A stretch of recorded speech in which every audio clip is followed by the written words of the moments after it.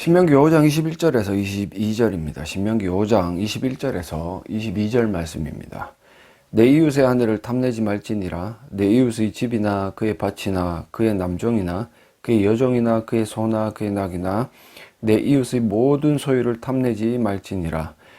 여호와께서 이 모든 말씀을 산 위 불 가운데 구름 가운데 흑암 가운데에서 큰 음성으로 너희 총회에 이르신 후에 더 말씀하지 아니하시고 그것을 두 돌판에 써서 내게 주셨느니라. 아멘.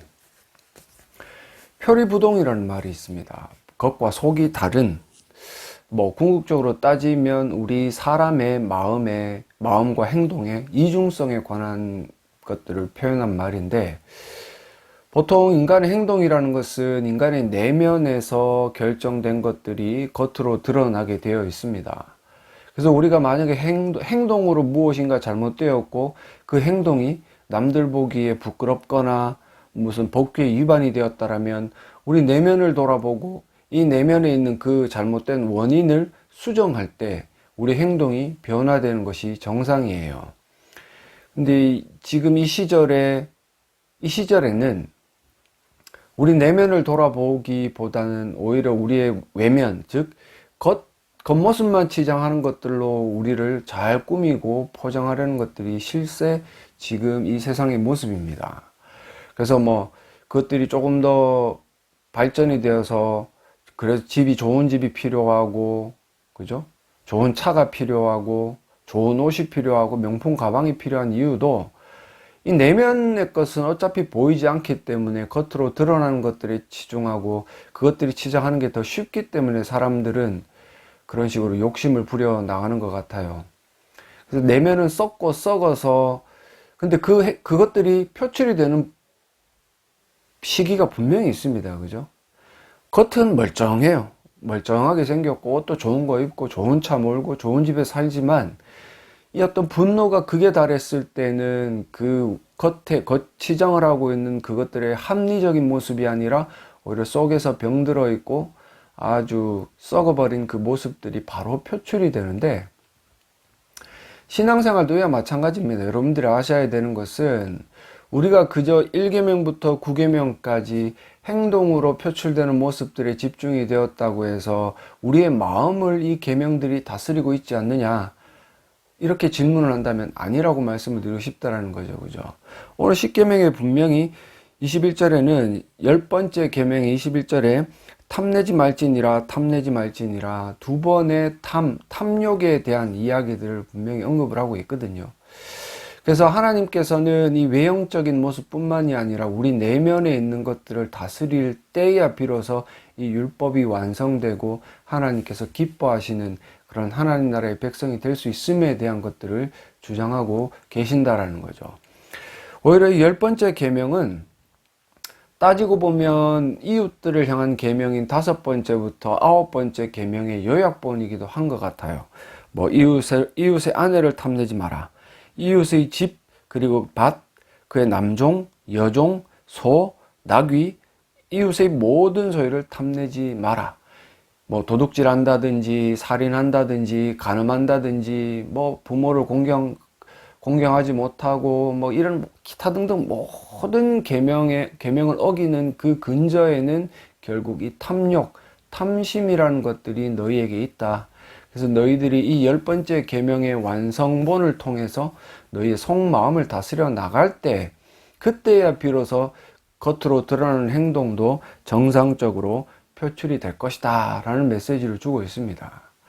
예수께서는 마태복음 5장 28절에 나는 너희에게 이르노니 음욕을 품고 여자를 보는 자마다 마음에 이미 간음하였다 라고 말씀을 하세요. 과연 음욕을 품지 않는 사람이 있습니까? 음욕을 품지 않을 수 있는 사람이 이 세상에 과연 있을까요? 물론 아무것도 모르는 갓난쟁이나 철이 없는 어린 아이들은 모르겠지만 그래도 무언가 이성의 눈을 뜨는 시기가 되면 사람들은 이 음욕이라는 것이 오히려 너무나 자연스럽게 그들 마음에 다가서게 됩니다. 그래서 이런 어떤 메시지 앞에, 이런 어떤 율법과 계명 앞에 과연 우리는 어떤 자세로 임해야 되는가? 옛날에 이스라엘 백성들이 이런 탐욕스러운 마음에 대한 다스림을 소홀히 했을 때 그들은 이 십계명의 어떤 하위 법령들을 잔뜩 만들어서 자기의 행위들을 포장하기에 급급했습니다. 포장하고 또 포장하고 또 포장해가지고 행동만 제대로 표출만 되면 될 것 같다라는 생각으로 살아왔기에 그들은 진정한 율법의 완성이 되는 이 10번째 계명에 대해서는 소홀했고, 그 소홀함이 결국은 그들로 율법주의자, 율법만 잘 지키는 모습만 포장만 잘한다면 우리는 구원받은 주의 백성으로 살아갈 수 있어 라는 허튼 생각을 하게 되었다라는 거죠. 그래서 그냥 진짜 그 정신은 잃어버리고 하나님을 사랑하고 이웃을 사랑해야 된다라는 율법의 정신, 하나님께서 우리에게 주신 그 율법의 정신은 잃어버리고 결국 겉으로 드러나는 이 행위적인 측면에서만 계속해서 집중하고 계속해서 노력을 했기 때문에 이런 어떤 이스라엘의 자기 노력들은 하나님을 절대로 기쁘시게 할 수 없었고, 하나님을 기쁘시게 할 수 없었기 때문에 그들은 결국 멸망의 길로 걸어갈 수밖에 없었다. 지금 우리네 모습들도 이와 비슷하지 않습니까? 이웃을 사랑해라, 하나님을 사랑해라, 예배가 드려지고 구제의 모양은 갖추어져 있는 것 같기도 하지만 그것이 진정으로 그 안에 이 율법의 정신이 담겨져 있지는 않고요. 예배도 그저 예전적인 형식은 갖추고 있지만 하나님을 위해 온전히 드려지는 예배라기보다는 오히려 더 인간이 찬양을 받고 인간의 이름이 높임을 받는 그런 형상. 구제는 하지만 형식적인 것들 뿐이고 자기들 배가 부르고 불러서 터져나갈 지경에 그나마 거기서 흘러나오는 고물 찌끄러기들로 이웃을 구제하려는 1년에 한 번 정도 연말이 되면 하는 게 우리네 이웃사랑의 현실 아니겠습니까? 정말 여러분들이 진정으로 잘 아셔야 되는 것은 이 율법의 행위와 율법을 준수하는 행위와 그 이면에 담겨져 있는 마음의 모든 완벽한 조화를 이루어내지 않는다면 하나님은 절대로 기뻐하시지 않는다. 근데 여기서 우리가 딜레마에 빠질 수밖에 없는 것은 제가 조금 전에도 말씀드렸고 저도 마찬가지지만 이 음욕을 품지 않는 것, 그리고 물욕을 품지 않는 것, 미움을 갖지 않는 것 쉬운 일이 아닙니다. 절대적으로 이 일은 오히려 더 보면 쉬운 일이 아니라 불가능한 일에 가까울 수도 있는 거죠. 그런 입장에 서 있는 우리가 과연 그렇다면 어떻게 해야 구원을 받을 수 있는가? 이스라엘 백성들처럼 율법을 단순히 지키려고 율법만 지키기만 하면 구원을 받을 수 있을 것처럼 생각을 해서 행위만 포장하고 겉으로만 드러나는 것들에만 치중을 한다면 결국 율법주의자가 되는데, 예수님은 또한 마태복음 5장 17절에서 뭐라고 말씀하셨습니까? 내가 율법이나 선지자를 폐하러 온 줄로 생각하지 말라.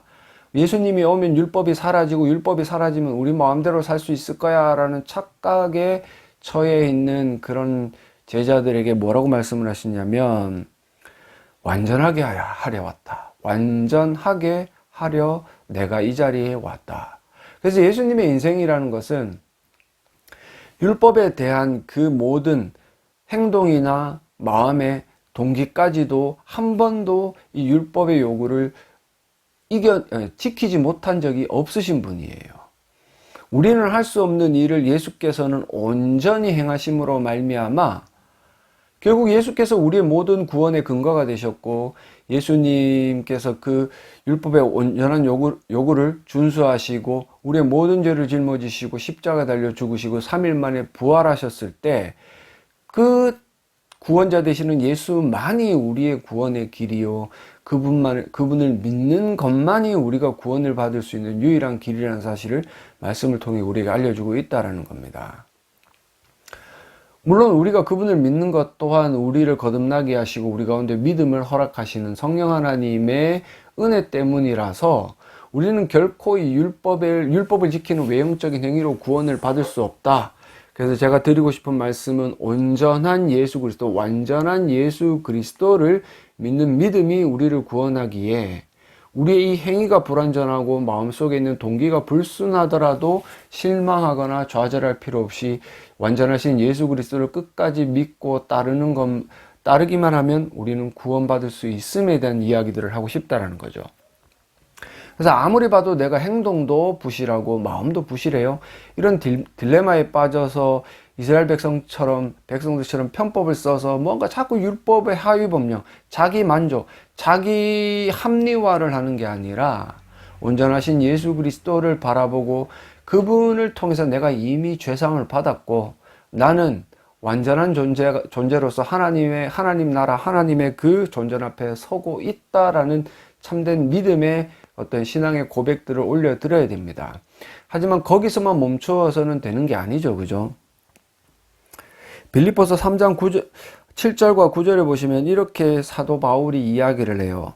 그러나 무엇이든지 내게 유익하던 것, 자기 자랑이죠. 사도 바울이 이야기했던 것처럼 나는 바리새인이고 공부도 많이 했고 돈도 많고 율법도 지키는 데 있어서 열심히 있었다.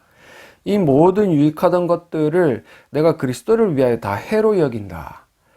또한 이 모든 것들을 해로 여김은 내 주 그리스도 예수를 아는 지식, 즉 예수님이 어떤 일을 행하셨고 예수님이 내게 온 유일한 구원의 근거가 되신다는 이 지식이 가장 고상하기 때문에 쓸모없는 세상 지식들, 쓸모없는 율법 정신들, 반쪽짜리 율법 정신들은 내가 다 버려버리겠다.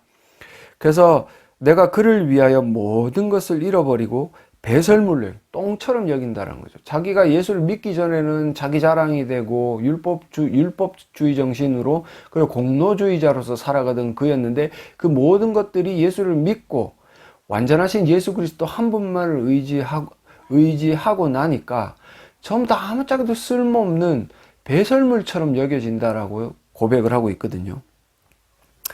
그래서 그렇게 여김은 그리스도를 얻고 그 안에서 발견되려 함이니 내가 가진 의는 율법에서 난 것이 아니다. 율법에서 난 것이 아니다. 대신 오직 그리스도를 믿음으로 말미암은 것이니 곧 믿음으로 하나님께로부터 난 의다라고 사도 바울이 고백을 하는 거죠. 그래서 제가 조금 전에 말씀드린 것과 동일한 맥락입니다. 예수님의 완전하신 그 의로움을 우리가 믿음으로 말미암아 구원을 받고 우리가 죄를 짓지만 그 정죄함이 우리가 구원의 대열에서 이탈하는 정죄함은 아니다. 우리의 양심의 가책 그리고 후회를 불러일으키고 결국 회개의 열매를 맺게 하는 정도의 그런 어떤 역할을 감당하는 것이다. 그래서 이런 어떤 사도 바울의 고백이 우리의 고백이 되어서 구원의 근거는 오직 예수 그리스도요. 그 예수 그리스도께서 예수만이 우리의 구원의 길이 되시기 때문에 예수께서 명령하시고 예수께서 주장하시는 율법을 지키는 행위, 이 행위들에 우리가 최선을 다해야 될 필요가 있음을 말씀드리고 싶어요. 그래서 혹자들은 내가 예수를 믿고 구원받았는데 율법 지킬 필요가 있니? 어때? 조금 못 지키면 어때? 이런 안일한 마음을 가지고 살아가는 사람들이 참으로 많습니다. 지금도 교회에 가면 그런 사람들 굉장히 많아요. 그런 어떤 율법의 그런 율법 정신이 비뚤어진 동기가 어디서 나오는 거겠습니까? 잘 먹고 잘 살고자 하는 그런 세속적인 욕망에서 나오는 거예요. 세상 사람들처럼 좋은 차도 타고 싶고 좋은 집에 살고 싶고 좋은 옷도 입고 명품 가방도 메고 싶다라는 생각이 충만하기 때문에 그들은 돈을 벌기 위해서는 정직해야 되는데 정직함보다는 세상 사람들처럼 해야 돈을 버니까 투기도 하고 주식도 하고 온갖 수단 방법을 가리지 않는 비열한 모습들을 가지거든요. 그러면서 돈을 벌면 그게 예수 그리스도를 믿기 때문에 내가 복받은 거야 라고 이야기를 하지만 결국 그들이 예수께서 원하시는 요구하시는 율법 정신은 이미 어겨버리고 온데간데 없어져 버리고 자신의 욕심을 채우기 위해 살아가는 모습으로 변질되었기 때문에 그거는 잘못된 거죠. 그죠?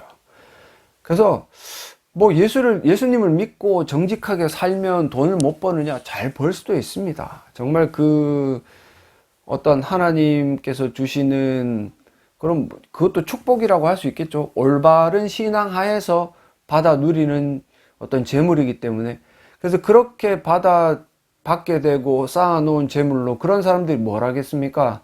예수께서 말씀하셨던 하나님을 사랑하고 이웃을 사랑하는데 온전히 투자를 하지 않겠어요? 자기 배만 불려가지고 맨날 때 되면 차를 갈아타고 신차가 나오면 또 신차를 타고 외제차가 나오면 외제차를 해서 외제차 타면 안 죽습니까? 다 죽습니다. 트럭에 걸리면 다 죽어요. 죄송하지만.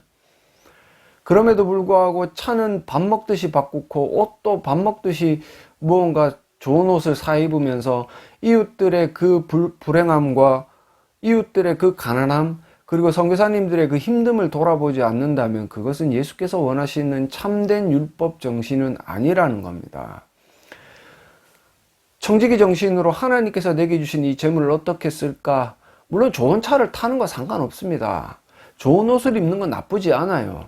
하지만 그것들에만 집중해서 나의 모든 부귀 영화를 누린다면 그게 잘못된 거고, 나누어서 이웃들을 향해서 구제를 하고요, 조금 힘든 상황 가운데 놓여서 힘들게 사역하시는 선교사님들을 위해 쓰는 거는 나쁜 게 아니에요.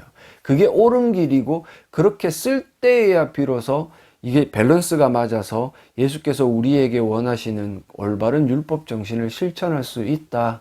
그래서 사도 바울이 고백했던 것처럼 구원을 받고 나니, 예수를 믿고 나니 모든 게 배설물이에요. 세상에 있는 모든 것들이 똥이에요. 근데 여러분들은 예수를 믿지 않기 때문에 그 똥과 같은 것들을 위해서 자신의 모든 욕망들을 추구해 나가는 거죠. 그래서 우리가 제대로 된 믿음과 예수 그리스도에 대한 신앙을 고백하고 있다라면 이 10번째 계명인 탐심 또한 조금은 다스리고 조금은 제어해 나갈 수 있는, 그래서 이런 어떤 거룩한 열망, 예수 그리스도께서 말씀하신 그 말씀에 순종하고 예수님께서 살아가신 그 삶의 모습들을 닮아가려는 거룩한 열망이 있다라면, 우리의 삶이 성화가 되고 성화가 된다면 당연히 예수 그리스도의 그 이름만 이 땅 가운데 높임받고 높은 영광의 자리에 올라가지 않겠습니까? 지금 그게 안 되니까 교회들이 자기 잔치만 하고, 교회들이 더 욕심이 많고, 목사들이 더 미쳐 날뛴다라고 그렇게 지탄을 받는 거 아니겠습니까? 표리부동은 지금 교회들의 가장 어울리는 적절한 말이에요. 겉으로는 거룩한 척하지만 속으로는 썩어버려서 자기들의 이속만 챙기고 자기들의 배만 불리려고 애를 쓰고, 그 배를 불리기 위해서 모이지 말라는데 모여가지고 사고치고 확진자가 발생하고 주변 사람들을 힘들게 하는, 이게 표리부동 아니고 뭐겠습니까? 예수께서는 우리에게 표리, 겉과 속이 같아지기를 원하시고, 그 같아지기 위해서는 우리의 속사람이 뒤집어져서 예수 그리스도를 닮을 수 있는 새 사람으로 바뀌어야 되고, 그 바뀐 새 사람은 결국 믿음, 그리스도를 온전히 신뢰하는 믿음을 가지고 살아가는 사람, 그 믿음이 있는 사람은 결국 하나님을 사랑하고 이웃을 실천하는 그 율법의 완성을 위해서 나의 탐욕조차도 줄여나가는 사람. 완전한 제거는 불가능합니다. 하지만 줄여나가면서 예수께서 원하시는 삶의 방향대로 그 삶의 어떤 주파수와 그 어떤 방향성을 맞춰 나갈 수 있게 된다라는 겁니다. 참 한번 고민을 해 봐야 됩니다. 이 율법 정신이라는 게 무엇인가? 십계명을 우리가 열 번을 통해서 공부를 했지만, 이 십계명이 우리에게 주는 메시지가 무엇인가를 올바로 깨닫고 상고하고 한번 묵상하셔서, 과연 내 마음과 그 마음 속에서 뻗어져 나오는 행함이 합치가 되는가? 율법주의는요, 표리부동이에요. 말 그대로 이 속에 있는 마음과 겉으로 드러나는 행동이 달라요. 율법주의가 그래요. 율법주의나 율법정신, 제대로 된 하나님을 사랑하고 이웃을 사랑하는 그 행함의 표출은 모양이 비슷합니다. 예배드리고 구제하는 척하고, 그죠? 경건한 척하는 모습은 비슷하지만 그 속에 있는 마음이 탐욕에 기대어져서 나오는, 아니면 예수 그리스도를 닮아가라는 거룩한 열망, 그 새 사람의 그 새 마음에 기인하느냐, 그 차이거든요. 그래서 지금 교회들이 이 표리부동의 정신을 가지고 살아가고 있다라면, 이제는 한번 고민을 하고 한 번 더 올바른 이 율법의 정신이 무엇인가를 고민해 볼 필요가 있는 거죠. 그래서 이 예수 그리스도를 올바로 깨닫고 예수 그리스도를 올바로 알고 예수 그리스도 아는 지식이 가장 고상하다라고 이야기했던 사도 바울의 그 말씀을 우리가 받들어서 살아가기 위해서는 무엇이 필요한가? 원래 22절은 십계명의 끝부분에 붙는 게 아니에요. 그 뒷문단의 첫 말씀인데 제가 왜 당겨왔느냐면 지금 우리에게 가장 시급한 것, 이 시급한 문제를 언급하고 있기 때문에 그렇습니다. 여호와께서 이 모든 말씀, 십계명의 말씀들을요, 산 위 불 가운데, 이 여호와의 현현 가운데, 여호와의 나타나심 가운데 하셨다는 거죠. 그 구름 가운데, 흑암 가운데서 큰 음성으로 너희 총회에 이르신 후에 이제는 더는 말씀으로 하신 것이 아니라 뭐예요? 그것을 두 돌판에 써서 주셨다라고 말씀하시므로 이런 어떤 음성 듣기를 원하는 어리석은 중생들 있죠. 하나님의 음성을 들었다. 뭐 기도를 하다 보니까 하나님께서 내게 말씀하셨다. 들을 수도 있겠죠. 근데 그런 사람들이 과연 문자로 쓰여져 있는 성경 66권의 말씀은 얼마나 잘 깨닫고 그 말씀을 얼마나 사모하고 있느냐. 신비주의자들은 기도에서 음성 들으려고 그렇게 열심히 기도는 하는데 말씀은 전혀 보지 않습니다. 죄송한 말씀이지만 말씀으로 충만한 신비주의자는 아직 한 번도 본 적이 없어요. 이게 진리예요. 제가 왜 이런 말씀을 드리냐면 하나님은 우리 지금 2021년도 이 시점에서 우리에게 음성으로 나타나시기를 원하시는 분이 아니라 성경 66권 우리가 늘 들고 다니는 그 말씀으로 임하시기를 원하는 분이기 때문에 우리가 이 말씀을 읽고 연구하고 깨달아서 말씀대로 살기 위해 기도해야 되지, 그저 그냥 이 말씀을 연구하는 게 귀찮고 힘들고 어려우니까 하기 쉬운 기도가 하기 쉽습니까? 여러분들 그거 다 거짓말입니다. 기도가 얼마나 어려운 것인데요.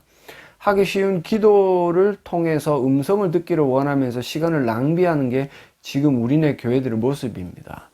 그래서 목사들은 자기들 스스로도 말씀을 연구하지 않습니다. 그렇게 시간이 많으면 정말 주일 예배 그 한 편의 설교를 위해서 목숨을 걸어야 되는데 안 한다라는 거죠. 쓸데없는 거 하기에 너무 정신이 팔려 있다라는 겁니다. 심지어는 주식도 하고요, 땅 투기도 하고요, 골프도 치고요, 뭐 가서 이웃교회 가서 수다도 떨고요. 근데 말씀은 연구하지 않아요. 말씀을 연구하지 않으니까 그 입술에서 나오는 모든 말씀이 표리부동한 율법주의적인 말씀이고, 그 율법주의적인 말씀을 듣고 자라난 성도들의 삶은 어때요? 표리부동한 거예요.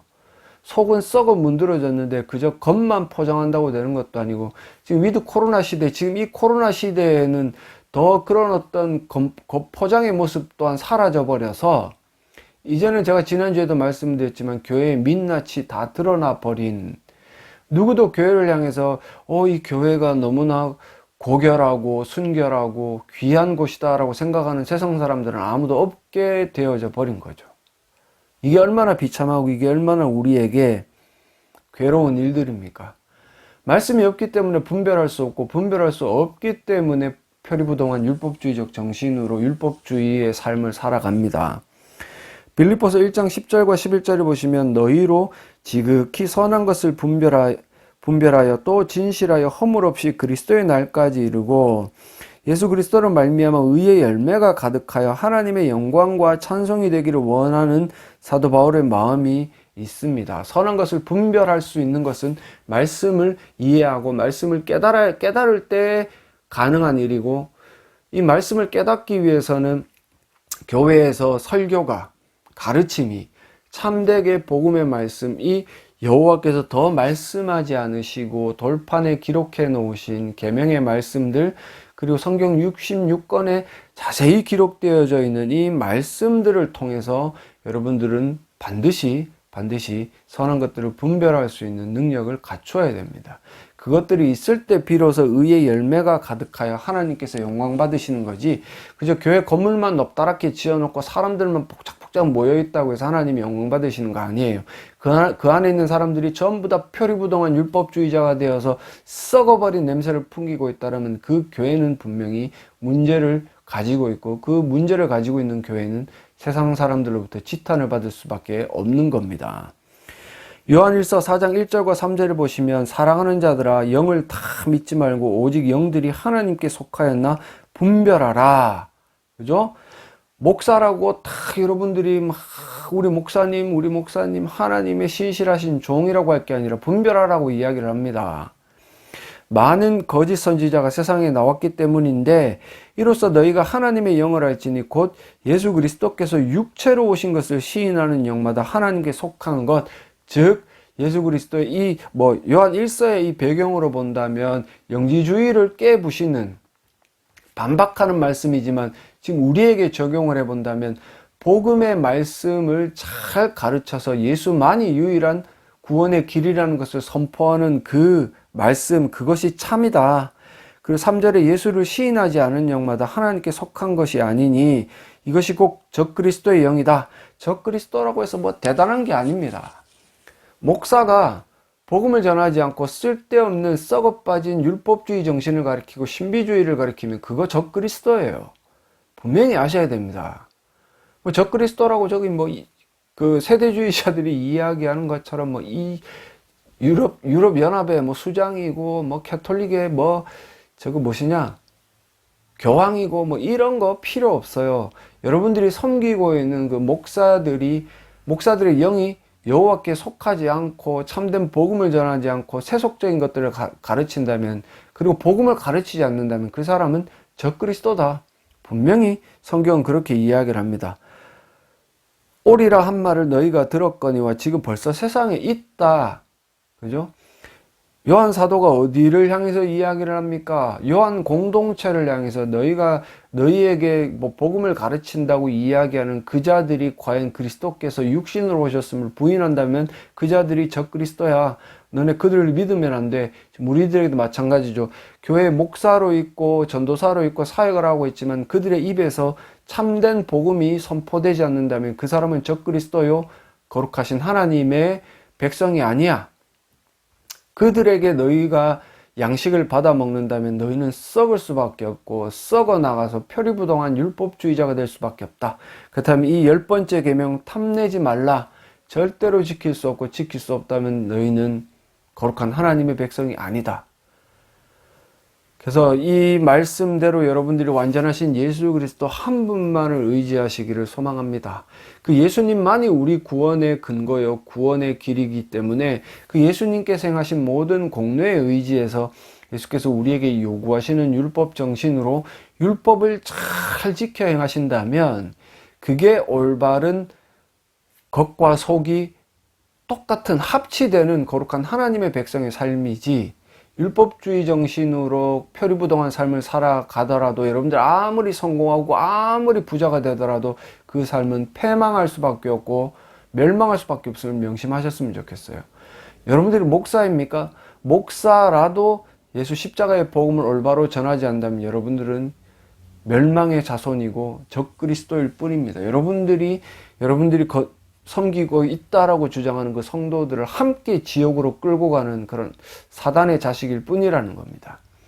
그래서 이 어떤 말씀을 통해서 결국 기록되어져 있는 예수 십자가의 복음이 충만하게 선포되고 그 말씀을 들음으로 말미암아 우리의 마음속에 있는 이 탐욕까지도 줄이셔서 올바른 율법의 정신인 하나님을 사랑하고 이웃을 사랑하는 모습으로 오직 예수 그리스도의 그 이름만 이 땅 가운데 높임 받게 하시는 저와 여러분들이 되시기를 간절히 소망합니다.